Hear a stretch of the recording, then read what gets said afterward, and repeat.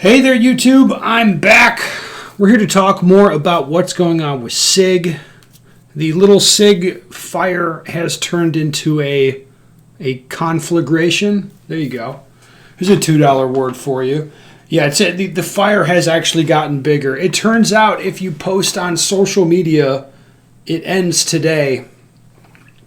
It's probably not going to end that day.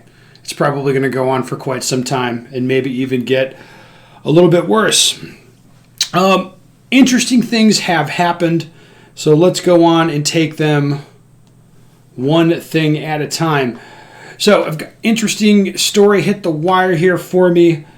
Bagnall law firm demands retraction from Sig Sauer over defamatory P320 remarks. I think this law firm was attached to one or more of the court cases against Sig Sauer. I mean, this is just a demand letter. I mean, doesn't mean that much, but if you listen to it, it's like, well, maybe they'll do something with it. The Bagnall firm is today demanding that Sig Sauer Inc. issue a public retraction of defamatory comments regarding victims of the P320 pistol. There's a fun phrase for you. In a news release dated 7 March 2025, published on its website and social media pages, Sig maligns those victims, many of whom are federal and state law enforcement agents, as negligent, anti-gun, seeking to profit and avoid personal responsibility, being part of an anti-gun mob, and engaging in lawfare. Disturbingly, Sig further imputes a dishonest purpose to all victims and their legal counsel who have the courage to bring claims in state or federal court seeking redress for injuries as severe as death.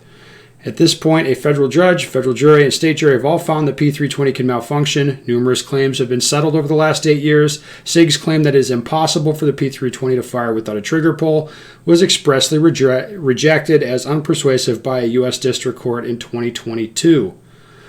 All right, and they go on. So that's their demand. Bagnall is demanding that Sig retract and apologize for the defamatory statements within 30 days. I imagine after 30 days, they just follow up with the defamation suit. I don't know.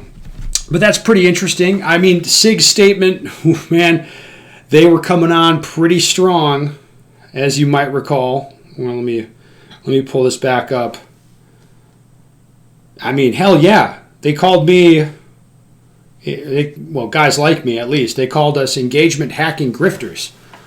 I mean, I didn't think that was defamatory. I was more like, yeah, thanks for noticing, dude. Of course I can hack the engagement. Yes, okay. Other interesting happenings, in addition to the firestorm kind of at large on the internet, we got a memo here from Gray Guns. You can't see that on your screen, but I can see it on my phone. You may remember Bruce Gray. I don't really like him very much, to be honest, but he is pretty tied in with Sig. When the drop safe thing was going on with the 320s, he was saying, no, these are drop safe, which turned out to be bullshit. The out of battery detonations thing, that was going on, still goes on. He said, no, in every case that's ammo. That was bullshit. I think he learned a little bit from this because I got an email here. Because when he put out this statement, it doesn't say that much. It's 3 pages of not much.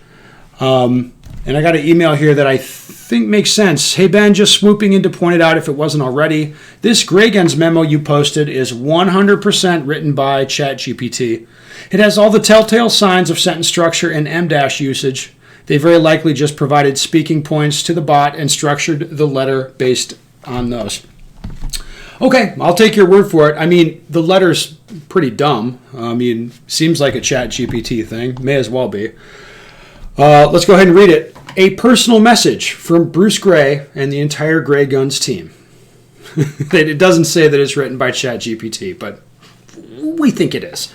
All right, our response: every firearm that leaves our shop is one we stand behind. Not just in craftsmanship, but in purpose. Lately, we've seen renewed discussion surrounding the Sig Sauer P320 platform, and we understand why. When questions arise about a defensive or a competitive firearm, the people who rely on it deserve answers. not accusations and dismissals. So that's interesting. That's kind of a break from Sig, where Sig is, they're being dicks, quite frankly. Where this is not really that dickish. At Grey Guns, we operate with the full understanding that the quality of our work could be the difference between a routine day and a tragedy, between a casual goodbye in the morning and a family left waiting for someone that never comes home. It could be the difference between a child growing up with bedtime stories from their parent or only memories. The difference between a police officer finishing their shift and walking through... I can't read all this shit. I can't read through it. It's all just nonsense like that. But let's get to the one part that is not nonsense. There's one paragraph in the 3 pages that's not. It's of substance. At Grey Guns, we don't take anything for granted. We test, we push, we go beyond the normal use conditions to find out what a firearm is truly capable of. All right, this paragraph will pick up steam, I promise. Over the years, in controlled environments, we have deliberately attempted to compromise the mechanical safeties of the P320, looking for ways an unintended discharge could occur. Despite those efforts, we have never been able to induce a discharge without the trigger being actuated. That doesn't mean people are wrong to be asking questions. Well, with the drop safe thing, I think it's more a function of Bruce Gray being incompetent or not really trying, because the drop thing was easy to replicate, I'm told. If you just get the angle right, it will go off. Without the redesigned trigger grouping. So, I think Grey Guns is not trying. I think they're lying. I think they're not trying that hard to compromise the safeties of it, quite honestly. But, whatever. That's their statement. At least they're not coming out like, F you for asking. They're not doing that. They're saying, we understand why you would be asking these questions, but we can't figure it out. Never been able to compromise the safeties. Okay, well, yeah. There's so much commentary about this online. The memes have been absolutely glorious. A lot of really fantastic stuff. And I've enjoyed every second of it. Not going to lie. I think one guy sent me an interesting email.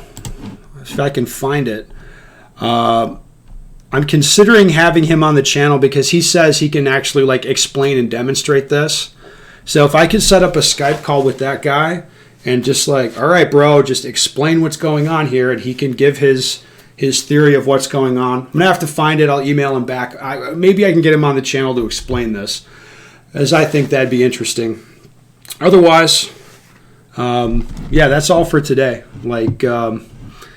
Man, my fellow Siggers, it's been a bad week for us, huh? It's been rough.